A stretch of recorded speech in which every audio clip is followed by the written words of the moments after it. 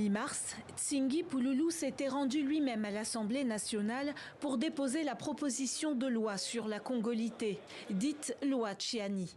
Une loi qui prévoit que seuls les Congolais nés de parents congolais puissent accéder à la présidence et à toute fonction régalienne. Retenu pour la session en cours, le texte peut être examiné à tout moment jusqu'au 15 juin. Pour le député membre de la majorité, il faut empêcher toute ingérence étrangère au sommet de l'État. Nous sommes infiltrés à haut niveau. Un matin, on se révèle, un groupe de militaires se dit « Nous ne sommes pas des Congolais d'origine, on peut intégrer les M23. » Nos frères, je vais donner un privilège à tout Congolais des pères et des mères. Allusion à peine voilée aux liens supposés entre le groupe M23 et le Rwanda.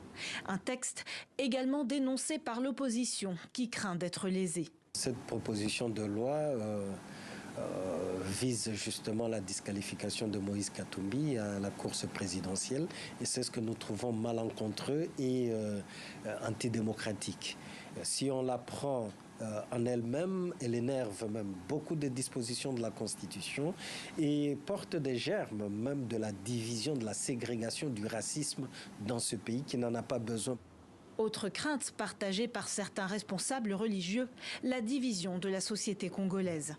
Les évêques ont constaté que l'unité nationale était menacée, entre autres, par le népotisme, le tribalisme, le régionalisme, mais aussi l'exclusion des adversaires politiques.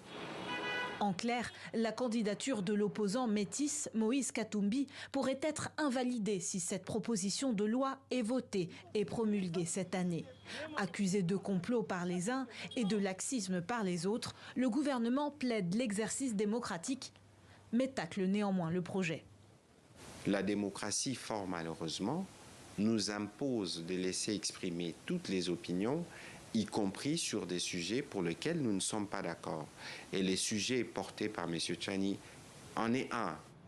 Un sujet déjà déposé au Parlement en juillet 2021, mais à l'époque rejeté par l'Assemblée. À 8 mois de la présidentielle, des voix s'élèvent pour exhorter les autorités à bloquer le texte.